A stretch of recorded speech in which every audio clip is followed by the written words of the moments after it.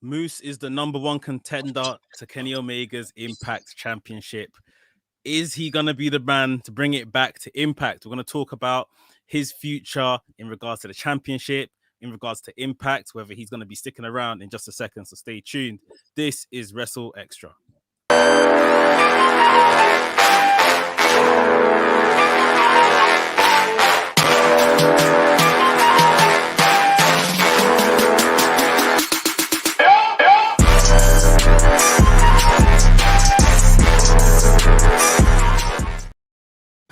Yo, what is good, gentle people? This is your boy A Dazzle, and this is my guy Mex. This is WrstlXtra. You are listening on AffinityExtra.com and also watching, of course, live and in color on the WrestleManiac UK YouTube channel. Yes, sir. Let us get straight into it. I'm running late, like it's crazy. So let's just get straight into this. Moose. The prophecy is being told as we speak. Moose is now the number one contender for the Impact World Championship and will face Kenny Omega against all odds on June 12th, I believe. Yeah, I think so. Bro, I'm happy. I'm excited. But there's a little spanner in the works that we kind of realized last week. I reported, I think was it last week? Probably even 2 weeks ago, actually. But we didn't talk about it last week. But I reported that there is this possibility of Moose's contract ending in June. I think it's the end of June. So it begs the question: is Moose gonna become the Impact World Champion and then resign? Is he gonna become the Impact World Champion for only 2 weeks?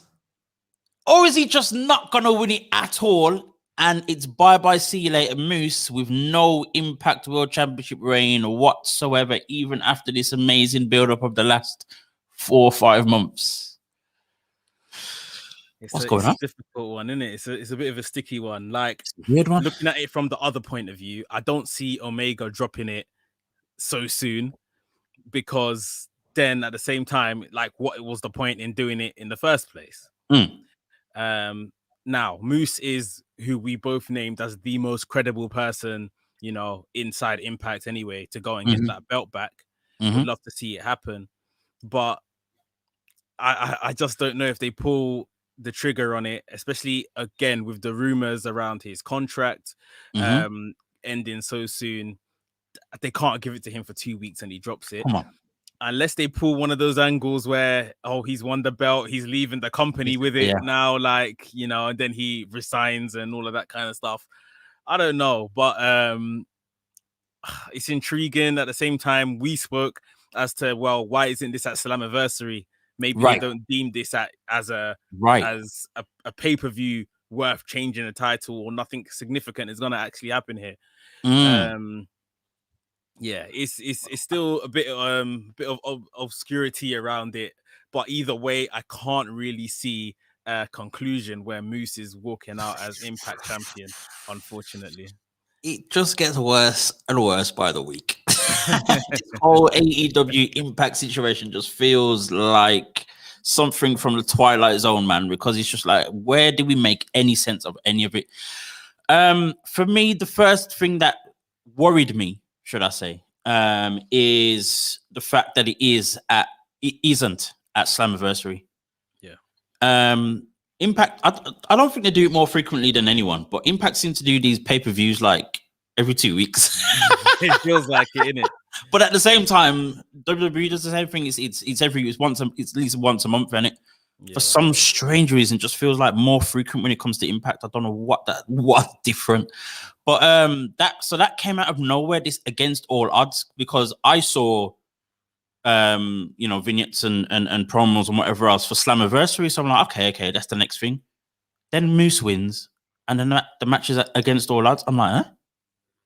So we've been building this whole thing with Kenny Omega as this guy. We've been building Moose on his own as this, coming through as I keep saying, the prophecy is about to be told, and he's the man that's the most credible wrestler to win it from Kenny Omega. He beats another 5 men in that 6-way match, but yet the match is at a pay-per-view that's not the biggest one, a month before the biggest one, and then we now throw in this whole contract thing.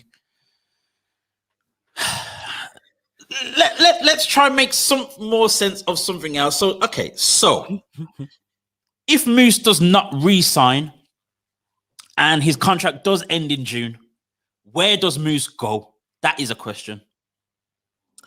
Well, it's heavily rumored that it's NXT. NXT would be the destination. I do think that NXT would probably be the best place for him. Okay. I think AEW, just the talent pool at the top of the card over there is a lot. They've got just a lot of bodies in there anyway. So unless, their second show was up and running and stuff like that, I couldn't see that necessarily happening. And I don't necessarily see him as a AEW talent. He's very much built like a WWE guy. Same kind of stuff where we kind of see in Brian Cage struggle to find his feet a bit in AEW just because his format, his way of doing things, although he's got all the athleticism and all the kind of stuff you'd kind of relate to an indie kind of performer. I think Brian Cage is just a WWE guy that's at AEW right now. So I think NXT could be a good place for him. I could see a matchup which would look good on paper between him and Karrion Kross. If you kind of bring Moose in straight to the title scene, they maybe want to move away from the trademark kind of indie guy chasing the title and more of these kind of built monster looking guys. Right. So very Moose, true. I think Moose could be a very good fit in NXT in the short term, and if he flourishes, maybe Vince sees something in him and brings him up to the main roster to ruin the rest of his career. But I think in the short term, definitely NXT. Do you think of anywhere? I'll straight away I say not AEW. Mainly because of not even down to the type of talent he is, not even down to the amount of bodies there are, not even down to the way they have failed to use their black stars. Not even all of that. Literally down to this whole thing between Impact and AEW. From the simple fact that they have not they've not given any credit to other Impact wrestlers apart from the Good Brothers. Tells you everything, bro.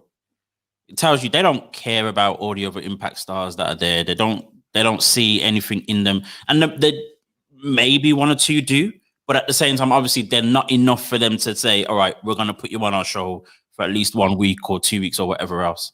From when they can't do that, there's no point in even considering trying to go there after it's been, 3 months and they've not even batted an eyelid towards you. You know what I mean? So definitely not AEW.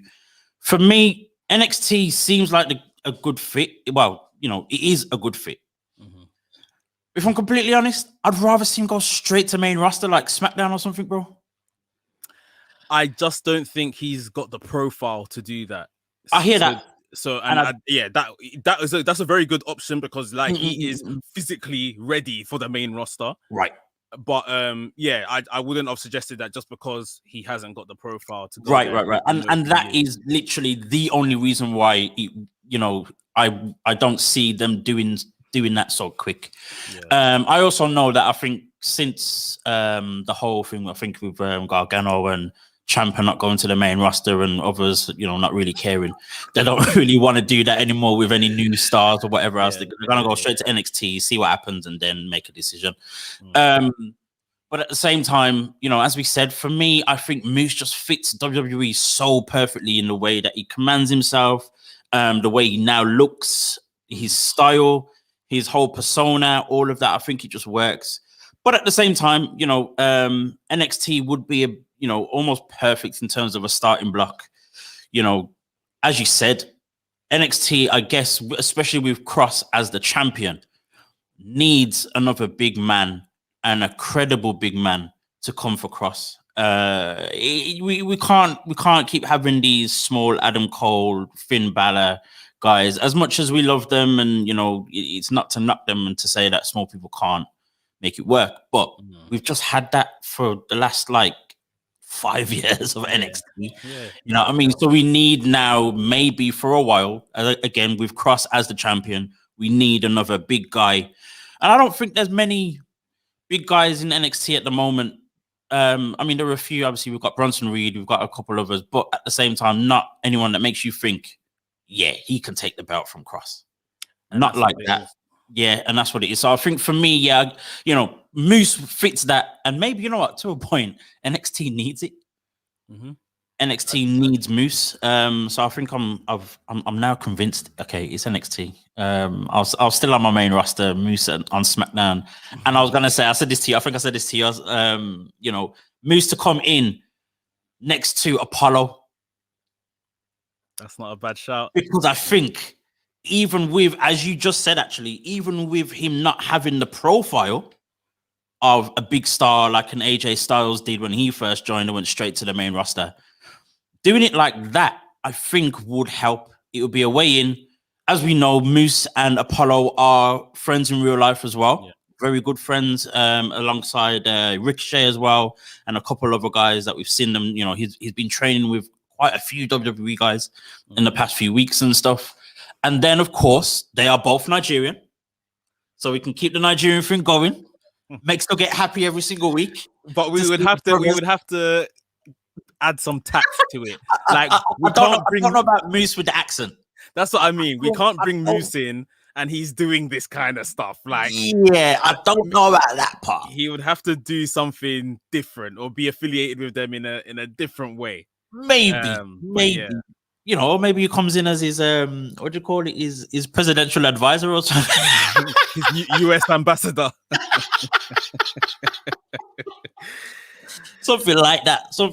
But no, I think that would be one way in terms of straight to main roster. But at the same time, NXT makes a lot more sense. Definitely, he can go straight for the top. And even if he doesn't beat Cross in his first attempt or whatever, he can still go for that North American Championship and still, become something, can become someone on NXT. Going all the way back to this match with Omega. Honestly, bro, I really don't know what is going to happen now. I was dead set on he's the guy to beat him. As soon as he gets his opportunity, bam, Moose is beating Omega. So many things, and now just it's not going to happen, bro. I think Moose still is the guy to beat Omega. He's the only guy. Sami Callihan is probably the only other person. I'm not even convinced of him, to be honest. Even that, but that's it. There's no one else. Yeah. I just think that this is too early in the story of him doing this belt collector and stuff. If he had run through a couple other guys and then it's Moose, I would say 100%. Yeah, it's done deal. Moose is taking this thing back. Yeah. It just seems like it's a bit too early. And, just everything with what you said in terms of how they're treating the Impact guys over on AEW. I mean, this guy left Impact, signed a contract with AEW, and we're not even really seeing Ethan Page, and there's nothing there to talk about in terms of color. He's one of their own, so exactly. There just isn't room at the time right now. And one other thing that I noticed in recent weeks, the Impact guys aren't getting no shine. Gallows and Andersons are best friends with all the EVPs, so whatever. Right. But isn't it funny how New Japan guys are getting shown? They're getting advertised. Their catalog of their previous work is being shown. Championship matches are having on AEW. So for me, this is definitely not necessarily an AEW issue, but a TNT issue. Yeah. TNT don't want them showing another North American company on the program. Right. And okay, it's not AEW's fault per se, but why did they get in bed with Impact knowing this was the deal then? It's not really beneficial for Impact. I don't know who to blame. Is it Impact's fault for getting embedded AEW then? I think it's a bit of both. It's a little bit of a chicken egg situation, but at the same time, I just don't know. I mean, okay. So one thing that came up a few weeks back, and it made me think about this whole AEW Impact situation. We mentioned the whole deal with Evolve and WWE. Yeah. And and obviously recently now Major League Wrestling have signed a deal with WWE as well to send some of their NXT and development guys down there. It sounds sad, but at the same time, I think this is the case where AEW almost think that they're WWE with Impact as Evolve. That's you know what I mean? Comparison. Maybe that's what they see. Yeah, It's that, and it helps make sense of it, but at the same time, it's still like, really? Is that how you see yourself? Really? And yeah, they are. They have more money. Are AEW the one to judge from that? Say again. Are AEW the people to judge from that, or is Impact the ones that should be rating themselves highly? And that's the thing. That's the frustrating part about the whole thing. I get, as I said, it helps make it a little bit more understandable where it's AEW stars that are being profiled on Impact, and they're the ones getting the rub on Impact, but yet there's no one going from Impact to AEW. It helps make sense of it, but at the same time, it still just doesn't make sense as to why this is even happening, and it's sad, bro. But even still, like you said, right? So if they're gonna use them as developmental, fair enough. We saw Isaiah Cassidy, Mark Quinn go over there for a period. Yeah. They came back, cool. Sammy Guevara was meant to have a little program over there, but they fell out behind the scenes, etc. And then since then, we ain't seen no one but Omega. And Omega's carrying the belt, so he doesn't necessarily need to go to the developmental brand for anything, apart from taking their championship, it looks like. So even still, AEW aren't sending anyone over to Impact to raise their profile. It's only Omega. So it begs the question again, what is the meaning of this deal? Like in all aspects now, TV exposure, developing talent, like just who is benefiting here? Like, what is the whole purpose of this? You're gonna get your few marks that will turn around and say, of course, Impact are, benefiting because Kenny Omega's on their show and more higher buy rate in the pay-per-views and and there is fact to that. There is definitely fact to that. The numbers are there. But at the same time, that's for a moment. That's probably for the 15 minutes that Omega's actually on the show, not for the reputation of Impact. Exactly. And that's a problem. That's a big problem. And as you said, is that AEW thinking they're too big, or Impact not rating themselves enough? I don't know. Maybe a few things probably fell out because of the whole Sammy thing. Because since then nothing's really happened, and maybe there was a lot more ideas and stuff. TNT, of course, the network got involved and upset about certain things and stuff, and that maybe threw a spanner in what was supposed to happen. Who knows? But it's kind of like, just let it end. And this is why, for me, I'm hoping the end is Moose winning the championship from Omega. Like, that for me would be done. I'll be like, all right, cool, save. I don't care how short the story was, because I'm now like, I'm bored of it now. Let's just finish it. And that's my thing. So I don't know where it's gonna go. The unpredictability helps with the excitement. Let's be real, but at the same time, it's just mind blowing. Trying to make sense of it is just crazy, and it's just been the case for way too long. Yeah, way too long now. I think just to wrap up Moose and that, I think he's going to need some allies, which isn't something that comes easy for his character. He's going to need some allies going into that match with Omega, because obviously Good Brothers will be at ringside, Don Callis and some shenanigans. And that's how I'm guessing they're going to protect Moose in defeat if he is to lose. That some guy's going to have to get him or something like that. But if there was anyone that could necessarily come in and assist Moose, or at least to bat away the likes of Gallows and Anderson, who do you think it could be? Sammy Callahan. is one, because he has made mention himself of, you know, wanting to bring back the championship or being the guy. He has mentioned it. But I'm going to say this. You know, my little fear is, so with Moose not winning and them still needing to make a Slammiversary match with Kenny Omega, if, you know, obviously if Moose doesn't win, who else then is there? The scary thing is, I think it's going to be Eddie Edwards, bro. I think it's going to be Eddie Edwards, mate.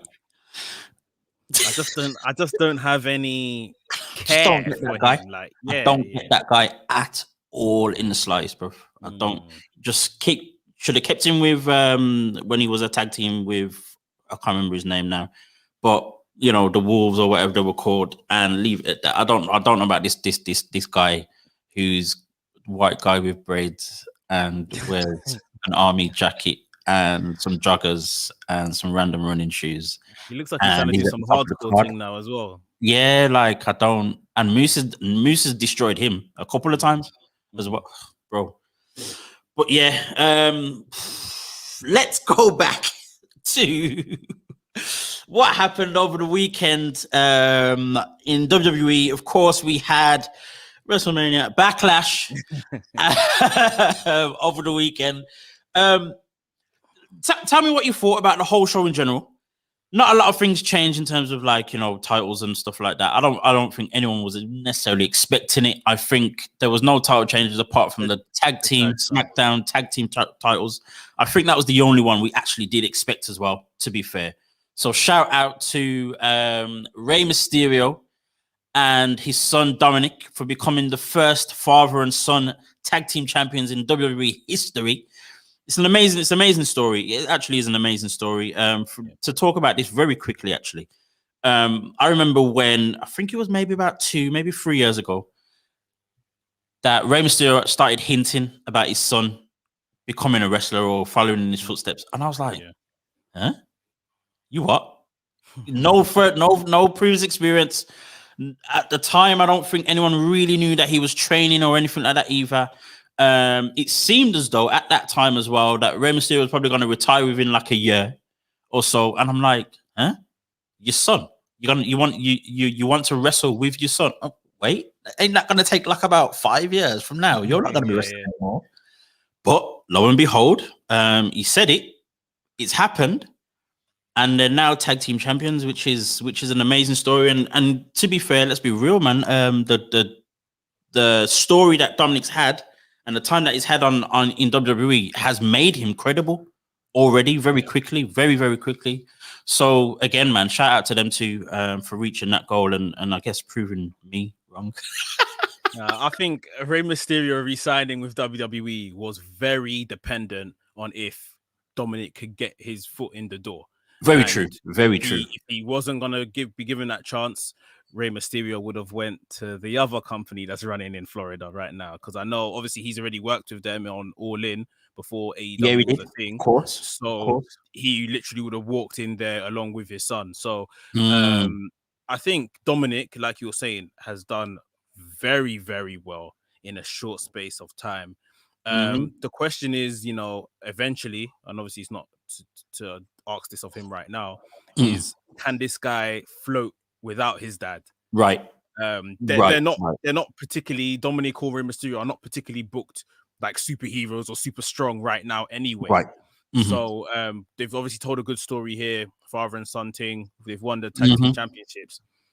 If Rey Mysterio is to walk away today, what happens? How well does Dominic do on his own and without that, you know, that rub, that big name in the back, kind of, you know, giving, you know, the push for you and let's do this, let's do that. He's now he's the son of Rey Mysterio still, but you know, it's he's just any guy. There's an element of being any guy, to him, Yeah, I almost see it as a Humberto Carrillo type of situation where, you know, as soon as Rey's gone, the physical presence of Rey makes a difference because, he's got the name, but the physical presence of him being there, even if it was just Rey in the back, in terms of making some decisions, booking, blah, blah, and having that physical presence, even even that would make a difference. So if Ray goes all together, I don't necessarily, I don't know what they'd have to do to make him, to give him any kind of longevity. If I'm honest, it would take a while. It would take for something extreme to be different. Maybe he goes away and, whether that be at NXT or goes away altogether and then comes back, maybe. I don't know. But honestly, I don't see him, especially not at this time. Obviously, he's tag team champions with his dad. But, if that was to end even in a few months and there's no more Ray, then what? I don't know. And that's the issue. Yeah. But again, credit to him for especially coming straight into the main roster. Obviously, as we know now, it's usually NXT for a year or two, and then even when they've got main roster, ideas from the get go, that's usually what happens. But he comes straight in and proved a lot of people wrong. So, rating for that. Going back to the show itself, what did you think of the show in general? Just give me your thoughts, bro. Yeah, bar the zombie stuff with Damian Priest and Miz, I think this was a very, very good show. Like from top to bottom, everyone brought it. There wasn't, apart from that match I mentioned, there wasn't like a toilet break match, so to speak. Right. Everything was phenomenal. I think Bianca Belair and Bayley was really good. Bayley was just different echelon. Like I was saying yesterday that Bianca Belair and Rhea Ripley are so kind of lucky and blessed to have these 4 horsewomen to learn from while they're champions. This is very true. Like by the time them lot have got it like down to a T, and them lot are looking at maybe going off and having kids and doing other things, like these 2 are going to be phenomenal on the main roster because they've just got the best to learn from. Like you've went from a program from Sasha Banks to Bayley, or even Bayley, Sasha Banks, and back to Bayley. You're wrestling the best. It doesn't get any better than this. Like she's going to learn a lot. They had a really good match. Again, with the Bobby Lashley triple threat match, I thought that was a match where going into it, I don't think many of us cared. We thought, Bobby will probably retain, but great match. I think Strowman was probably the MVP of that match. Like he was doing some mad stuff. Great to see Bobby Lashley come out. The celebrations from that on Raw as well. Yeah. So it was just a great show. Roman Reigns in the main event. It's different level. Bro, listen, man. If you still don't believe that Roman Reigns can wrestle, yeah, man, I don't know what to show you anymore. Like I don't know what to show apart from his last 3 main event matches. I don't know what else to show you. You know what I mean? Just create, as you said, that show. Let's be very real. Very few people cared about the show in general. No one really cared. WrestleMania Backlash, don't care. We were expecting, rematches and whatever. And we kind of did get that in its essence. We kind of did get that as much as the triple threat involved Braun. Obviously, Bayley Bianca was a rematch or revisited story at least. Yeah. Cesaro and Reigns was something new. Let's not even talk about that zombie match, but that was a rematch as well. Of course, they've done that like 3 or 4 times. And even the tag team championship match was, something that we've seen before and whatnot. So no one really cared, but gotta hand it to every single person. And you know what? As much as the whole thing was a little bit weird, still gotta hand it to Damian Priest and The Miz for doing what they needed to do at the same time. From those that I know had no real issue with the match, they said it was a fun match. That's what it was there for. That's what it was there for. So that's cool.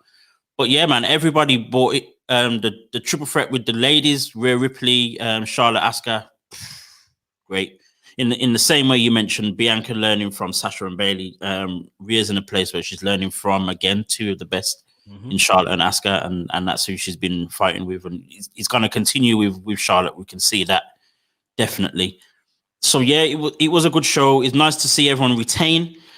Bianca Belair still carrying on. Bobby Lashley still the champion. But that leads us to a very interesting thing that happened yesterday on Monday Night Raw. Before we get into it, let me just Go take on. some comments that were here. Yeah. Go for that. Go for Andrew's been up in the comments. Thanks for joining us, Andrew. He says Moose, hopefully he does it, but I don't know. But I wish Moose was in NXT. Him and Cross together again.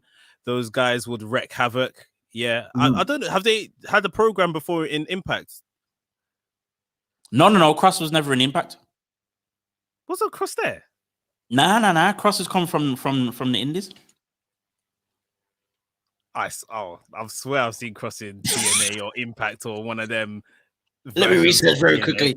I'm sure he wasn't. Okay, but yeah, he was in Lucha Underground. Yeah, I know it was Lucha Underground. I'm sure he came from there as Killer Cross. But yeah, okay. But yeah, I think that could be a very good clash between Moose and Cross, definitely. Especially after Cross goes against the likes of the Pete Dunnes and the Garganos and all of these other guys. Going back, you're very right. He wasn't very right. 2018. Yeah, I thought that's what I knew him from when he come to WWE. Not that I'd seen a lot of his stuff, but yeah, I only knew all of his indie stuff. But yeah. Killer Cross 2018. Confirmed by as well. Thanks, Black Nito. He said, yeah, he was. They were in a faction together. Okay, so they've worked. That's how bad it was. It was forgettable. It was forgettable. Anthony from Rated R for Wrestling. Thanks for joining us, bro. He says Cross was in Impact. Everybody's just confirming that I don't know nothing. Basically, that's all. It was during the Money Moose phase. Okay. We got some yes. Impact guys in here. I need to remember it now. I actually completely remember it now. They were, you know what? Them two together. Oh my gosh, them two together. They were amazing. Okay, I have no knowledge. Oh my god, I've really just remembered it now. Oh my word. Yeah, okay, right. It's Moose in NXT. Forget the Impact Championship. I don't even want to see it now. Just put Moose in NXT. Moose versus Cross. I'm here for it. Let's go. Let's go. It's been confirmed. The gaffer has confirmed it. All right. Andrew says Cross was in Impact and Moose and Austin Aries. Yes. Yeah, Faith Thompson, thanks for joining as well. She says that Cross was in Impact. So yeah, everyone's confirmed it, and you remembered it. So I'm looking forward to it because I'm going off the strength of you guys' memories and stuff. All I knew was Killer Cross was there. Yeah, I don't know anything he done there. I remember it very, very clearly now. Actually, it was a strong trio: Austin Aries, Moose, and Killer Cross. It was a strong trio. Yeah, them two together were amazing. So yeah, I want to see that. I need to see that. Andrew just says here, just before we go back to Raw, Backlash was good, every match, but the zombie thing, everything was fire. So yeah, but like you said, we had something on Raw. So, bro, the first little interesting part is that this whole thing still involved Drew McIntyre coming for Bobby Lashley. It's tiring, isn't it? We've got to let it go. We've got to let it go. I know it wasn't Drew that got pinned at Backlash. It was Braun. Okay, cool. But at the same time, we got to let it go. But the thing that happened was former WWE champion. Let's put that in there. Kofi Kingston pinned the current WWE champion, Bobby Lashley, all with help from Drew McIntyre, of course, but still, at the end of the day, the W goes to Kofi Kingston, which puts Kofi Kingston in a position legit as the #1 contender. Now, do we see that as a possible Kofi Kingston, Bobby Lashley program, or is it simply just to put Drew McIntyre back in the picture and we're carrying on with this Drew Bobby thing? Yeah, that's probably what it is to heat up this feud, hopefully for the last time. I think it's going to be maybe, Kofi, let's have another match. I'll show you that I can beat you. Yeah. He annihilates him. Drew McIntyre. Yeah, Drew McIntyre. I think with Hell in a Cell being the next pay-per-view, it's the perfect time to just draw it to a close. Put them in a cell, blood feud, let them just finish themselves in there. Bobby Lashley, if he walks out with a championship, then cool. And then we really need to line up whoever's next. Like, this should have ended already, but with the triple threat match, you're always going to get that person that says, well, I wasn't pinned, so, I want another chance. That's basically what Drew's doing right here. Yeah, of course. So, yeah, I think finish this thing, Hell in a Cell, next month, and let's move on. To be fair, a Hell in a Cell match is a great way to square it off, to end it. Whoever wins, we're hoping it's Bobby. It would make a little more sense for it to be Bobby, to completely solidify him being, better, stronger than the man that was that basically, held the company on his shoulders for all of last year. Yeah. So that would, that would cement Bobby as the main man in the best way possible. So with that said, okay, I'm okay with another few weeks of, as a Rated R for Wrestling said, a Groundhog Day every single week on Raw up until Hell in a Cell. After that, it has to be done. It just has to be done. But at the same time, there's no one left. There's no one left to seriously challenge Bobby Lashley right now. Okay, there's Braun Strowman, and yes, it's kind of going back to that well again, but there is Braun Strowman can have a singles opportunity. Ideally, maybe we get someone like Jinder beating Drew McIntyre. Like, that could do a lot for him to put him into the conversation. Then he could go on and lose to Bobby Lashley, but we need Jinder to do something along the road to get that big opportunity. Yeah, of course. I think that maybe who's Sheamus again. Maybe if Sheamus what's the word? He takes one of these kind of smaller guys for the US title for granted, and he loses the title to someone. Maybe even Damian Priest, or maybe Morrison. Now that Miz is injured, Morrison can take the US Championship from him. Hold that for a while. Sheamus moves up on the card. There's a few names here far between. No one brand new. Keith Lee, I don't know where he is or whenever he's gonna return, but Keith Lee could be someone good. Another name that I'm tempted to throw into the hat could be Finn Balor. His time at NXT has more or less come to an end. Finn Balor could return to the main roster. I ideally would like to see Finn Balor maybe win a Money in the Bank, and with this kind of new character with him, he's a bit real rough around the edges. That would be interesting, actually. And yeah, he could kind of taunt Lashley a bit. True. I think him and Lashley have some. If I remember, they had the IC title feud. Yep, Intercontinental. That's when Leo Rush was around. When Leo Rush was about. I remember that, folks. I remember that one. So yeah, like there's a couple names here and there, nothing great. I guess they could Damian Priest could be someone again, but possibly, nothing great. Possibly. So. Yeah, here's the things. You named all those names, and they really are the best people to name. Finn Balor is a bit more outside the box, but it can be made. We can make sense of it. The only thing is with all those names is all of them feel forced. Every single one of them feel forced. There's no one like a Seth Rollins, even a Cesaro. Seth Rollins and Cesaro kind of come into their picture very differently. Seth Rollins with a reputation, Cesaro more of a, okay, right, we've been waiting for this for so long. Yeah. But there's no one on Raw that you're like, it has to be him. It's going to be him. It needs to be him. It's all kind of, right, these are guys that are left. Because everyone under the champion is just in some 50-50 booking. Exactly. Stuff. Yeah, that's There's true. no one that, Cesaro, since the minute we heard he resigned, I think it was early March or something like that, he was on a run. He was having momentum. He went to WrestleMania. He beat Rollins. He beat Rollins again since then. He finally got his chance at Backlash against Roman. Like, there's momentum. Like, no one builds momentum. Like, it's just one week you're gonna win, then next week we're gonna have the same match, like the guys in the chat are saying, and then Right. you're gonna win, the other guy's gonna win, and it's like they're just trading wins with no end goal. Yeah. So of course Bobby Lashley's just gonna sit on top of the mountain with his belt and just swat that fly when he comes, I'll swat that fly when he comes. Like there's no credible challenger. Nah, not in the slightest. I don't know how. Well, I was gonna say I don't know how you solve it, but I think the only way you can.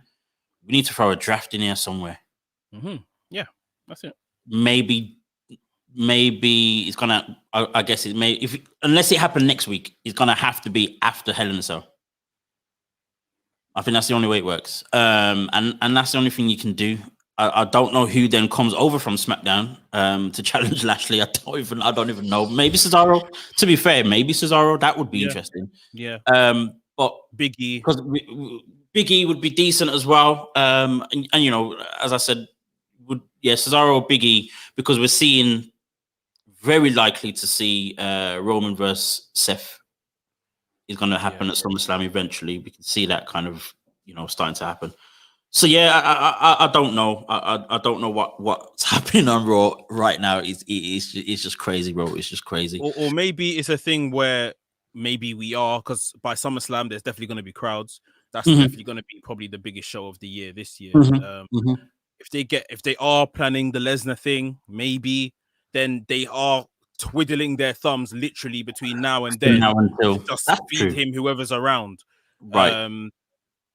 One could hope we're getting the Lesnar match. I don't really know, but yeah, I hate hoping.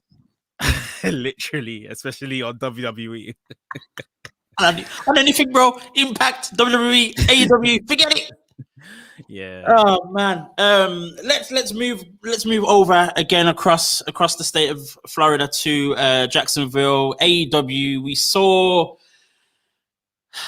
this interesting promo from the main man, Cody Rhodes. I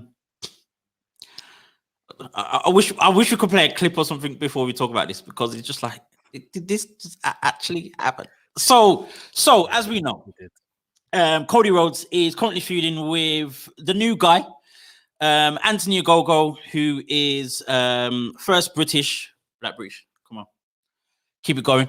A bronze medalist in boxing, Olympics. So he's got, you know, that reputation as a boxer, and he's been taking people out with that gut punch that Mex has questioned a few times. But at the same time, he is Cody's biggest foe right now. And Ogogo, even though he is in a group with 3 Americans and trains in America and has been in America for a few years or so now, he's been complaining about all these bad things that are happening and all these bad things about America, which then led the politician Cody Rhodes to do this whole political. You need to relax. Even Black Neo has seen it. You've been cooking my man on IG, bro. You need to relax. Listen, hear the joke. Before I even carry on with that story, the whole thing is going on. I ranted about this, obviously, the next day. Actually, you know what? To be fair, it's actually more about the whole Miro becoming TNT champion and Scorpio Sky being left in the dust again. Yeah. It was more about that, and I carried on. This was Thursday morning. Bro, I looked at my numbers. I looked at my analytics on Instagram. I looked at my numbers, bro. The day before, I gained, I think it was about like 20 to 30 followers. The day after, I lost at least 17, bro. I heard some AEW fans that day, brother. I swear. Yeah, you must have. It was a madness, man. The amount of DMs and whatnot that I got, literally, I think it was in the hundreds. Throughout the 2 days following that whole rant, bro, at least 100 different DMs, man. It's crazy. Going back to the story, though. Of course, I mentioned the whole Cody Rhodes thing and didn't really talk about it too much. But when others have commented, I posted those. Basically, I didn't want to say too much. I wanted to wait till today. So Cody Rhodes comes out and he does this whole promo about America being great, and they'll think the things that make America bad are also the things that make it great, or something along those.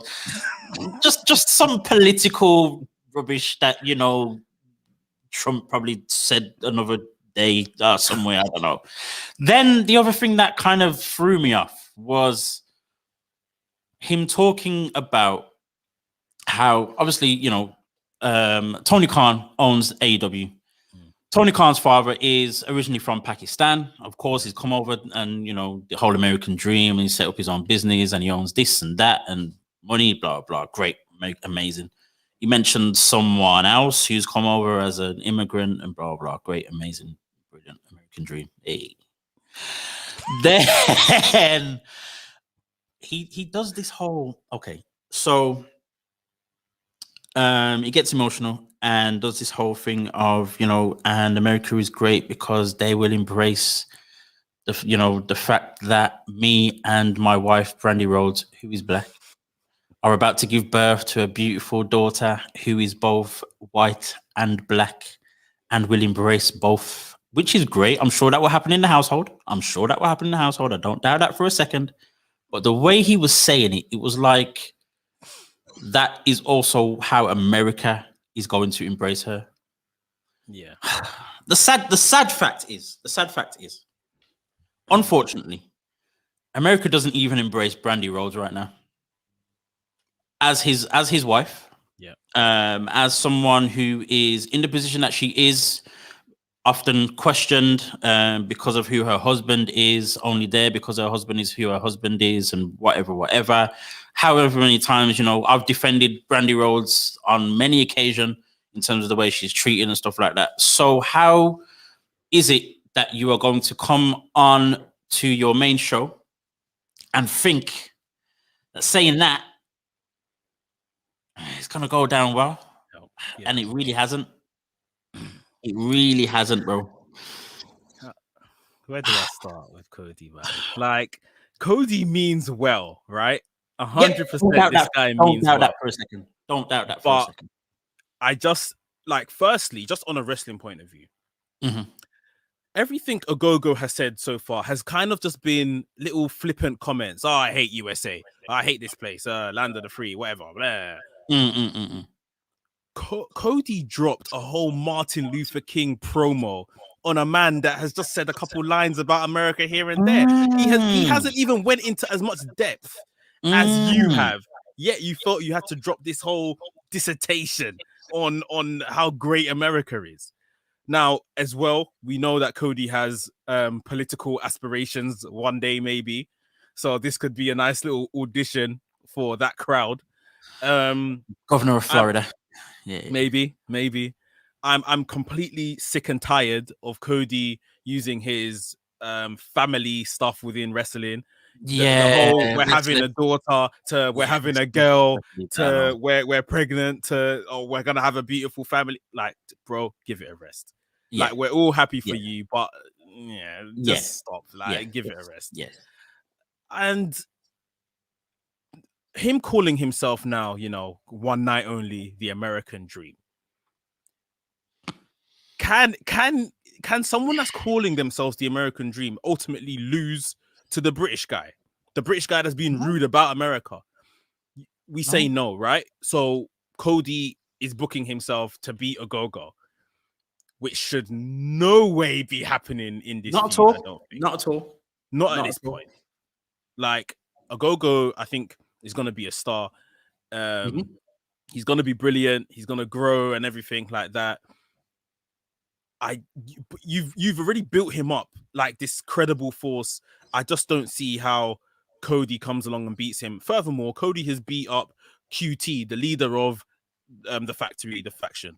If he now beats the upstart, the guy that they look like they're putting all their money on, what does that mean for the faction? Yeah, right. Now, I don't know if you've seen in the last day or so, I think in the last couple of hours, Ogogo's put out a fantastic promo with QT. Like, I was speechless. I thought, okay, boxers do a bit of, back chat and all of that kind of stuff in press conferences, but this was different level. This was brilliant. So I've got a bit of restored hope that Cody's gonna do the right thing and Ogogo's gonna win. But like, I can't lie, I was scared last week. I was thinking there is no chance Ogogo. And like I've said before, Cody is Triple H levels of ego. Listen. He just smiles and has cool blonde hair and gets away with it. If this guy beats Ogogo at Double or Nothing, I'm saying it. This guy's Triple H. That's it. The craziest thing is, obviously, we know very well documented. We've seen it plain as day. The whole thing of Cody coming at Triple H. That we saw the whole AEW NXT thing, Wednesday Night War thing, and blah blah blah. Cody even came out in the first official AEW show with the hammer and the smashing the throne and blah blah blah. Yet he's doing everything that man has been accused of doing tenfold. With a smile and political aspirations, bro. You know what I mean? It's crazy how the company always comes for WWE, but yet does the exact same thing. I don't get it. But going back to the match itself, yeah, I don't have the biggest hopes for the outcome being Ogogo wins. If it does happen, it's going to be because of the factory getting involved. It's certainly not going to be clean. If Ogogo wins. But at the same time, I see it as Cody winning. That's detrimental to the new guy you're trying to build. It does nothing for anyone because Cody doesn't need it. Ogogo needs the win to, cement him as the evil man, the villain. But I just don't know. I just don't know. I'm just still trying to get over the fact that, as Sir Wilkins said on the Jobber Tears podcast, that Cody's making himself to look like this white savior. Slyly, it's a little scary, bro. It's a little scary, and to take it a step further, and this is so bad, but it always seems to happen. It always seems to happen with these guys that are married to black women. You reckon? I've seen it happen many times, and even just wrestling alone, bro. I've seen it a few times, but it's worrying. And as you said very rightly, he has very good intentions. I don't think that's his intention. I don't think that's his whole thing. But at the same time, some people just need to be a little bit more aware of how they say things, how things can be seen, and all that kind of stuff. And really, because it wasn't something that needed to be said to further the story, to further his character as a wrestler, just leave it. Just leave it out.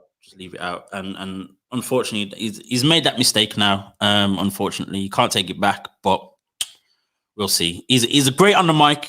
I'll lend on some positives. It's absolutely amazing on that mic. Can't take that away from him.